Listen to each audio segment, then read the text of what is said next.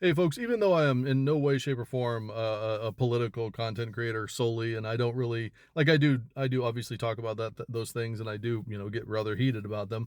I'm not really that. I do all sorts of other things, but I have been noticing because obviously I follow it very closely. This rift that's happening among a few different left-leaning content creators. If you don't know what I'm talking about, this probably won't mean much to you. I don't want to go into all the details of it, but you could look it up. It's really not that hard to find. That people are talking about it all over the place. And even though I am not in that fraternity, right? Like, I don't rank among any of them. None of them know I exist, and I don't know. Preferably, we'll keep it that way.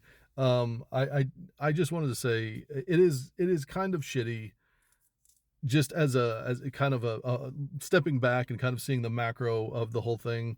It's kind of shitty the way that leftists, especially, are constantly backbiting each other for whatever reason, and no matter what you believe, the way that people will weaponize this kind of moral superiority in the worst ways. Like, it's one thing to say you're morally superior to the people that are in the current regime and things like that. It's what, like, that's one thing. You should have a moral superiority to those people. That's the right way to be. But to nitpick over this or that, or how this person is portraying, or whether they're making money, or however it may be, to kind of backbite each other, and to lose the message over, really honestly, just stupid shit.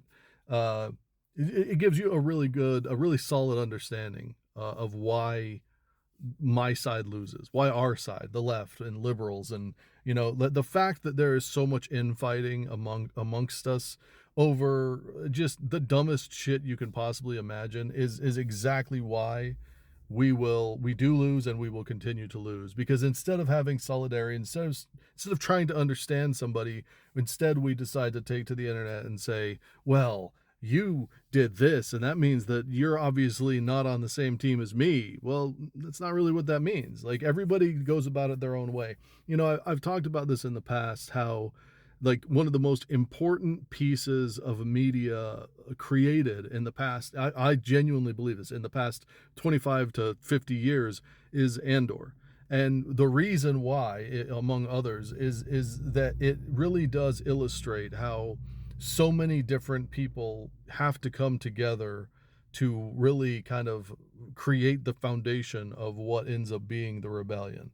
And this is very true to life. I mean, a lot of people will look at different movements, whether it be like the civil rights movement, or movements in other countries and things like that, or even our own, freedom movement against Great Britain. Like, you look at these things and you think, well, it was this thing over here that did it, and you have this kind of singular focus on this one thing. People think about civil rights and they only think about MLK. They think about nonviolent protests. They don't think about, at least most people don't think about, all the other movements. They don't think about the Black Panthers. They don't think about all the other things that happened. They don't think about all the other voices, all the small little things that it took, all the little moments of just coming together and solidarity that really did change the way that we view history. People lose sight of that. And Andor does a good job of showing how you need the politicians on your side, and you need the people doing the dirty-handed shit, and you need the people that are fucking zealots, and you need the people that are, kind of wishy-washy at times, but they still show up here and there. Like, you need a coalition. You need all of these people.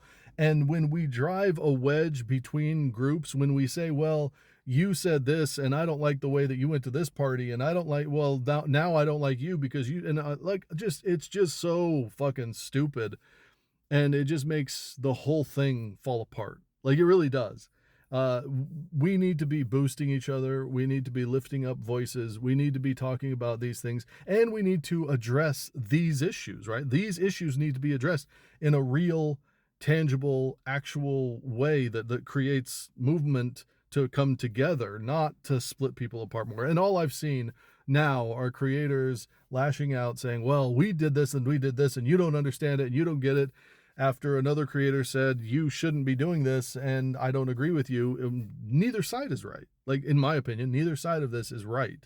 Like, people should be allowed to create groups and go out and get paid if they want to get paid, and they should be able to work with other creators, and they should be able to go have a party. This shit is draining. Talking about this shit is draining. It literally eats away at you every goddamn day, because the reality is, and I don't know, maybe none of these other creators have bothered to say this a lot of times, but we fucking are losing. We are losing. Every day we are losing. And I know people are like, look, Trump's taking a beating here, or he's losing here, or he's this is but the reality is that it's not about him.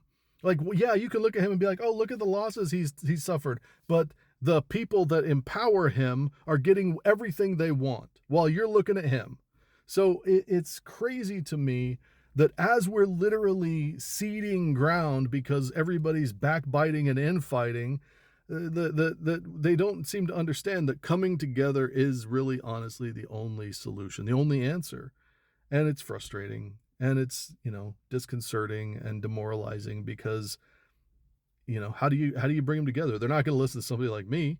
I don't even have, like, I'm not even fucking monetized. Like, I don't have a follower count, or anybody listening to me enough that it matters. My videos are too long, and I don't pretty them up, and look at me. I mean, nobody's going to listen to me. So nobody's listening to the voices of reason. They are just instead choosing to fight, and they're fighting the wrong people. Both of them, all, no matter which side of this bullshit you're on, you're fighting the wrong person. You're taking your eye off the ball through the whole thing. And I know people will be like, well, no, they're not, because they're still talking about this. That's not the point. The point is that every video that you have to watch talking about the infighting leaves a bad taste in somebody's mouth.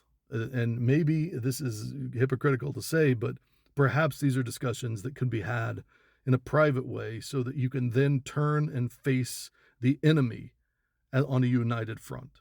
And maybe I'm wrong about that, but I mean, everything is shared on social media now. But I just feel like that's the kind of thing you have the difficult conversation, so that nobody sees the cracks in the armor, right? Like, I don't know.